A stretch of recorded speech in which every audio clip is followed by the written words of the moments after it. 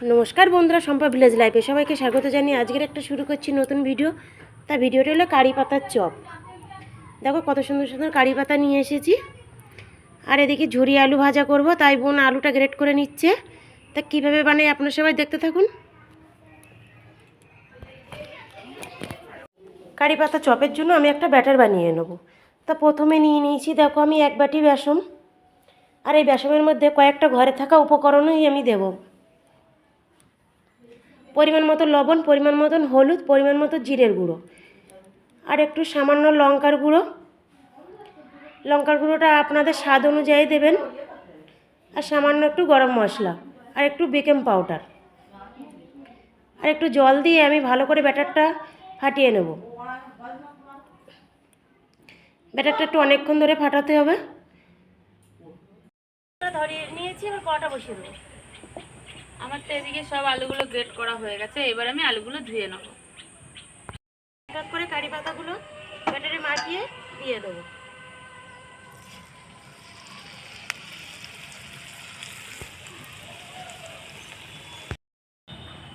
আমার তো ভাজা হয়ে গেছে লাল লাল করে, এবার আমি এগুলো তুলে নেব। দেখো কারি পাতার চপগুলো তো আমার সব ভাজা হয়ে গেছে। আর এই তেলের মধ্যে এই আলুগুলো আগে বোন ধুয়ে লবণ মাখিয়ে রেখেছিল। এবার এর তেলের মধ্যেই আমি ভেজে নেব। এর মধ্যে শুকনো লঙ্কা আর চীনাবাদামও দিয়ে।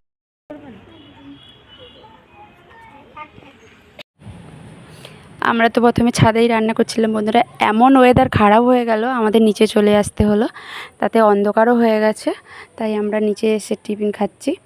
আর টিফিনে আমাদের ছিল নতুনত্ব কারি পাতার চপ ছিল, আর ঝুড়ো ঝুড়ো আলু ভাজা চিনেবাদাম দিয়ে।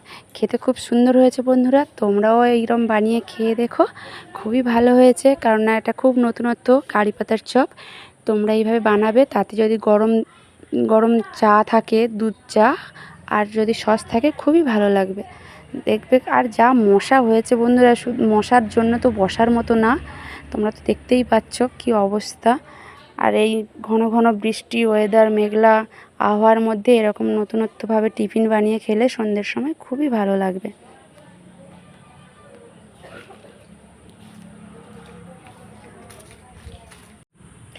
এই ঝুরি আলু ভাজাটা তো খেতে খুব সুন্দর হয়েছে, কারি পাতার চপটাও খুব সুন্দর হয়েছে। তা আপনারাও বাড়িতে এইভাবে বানিয়ে খেয়ে দেখবেন, খুবই ভালো লাগবে।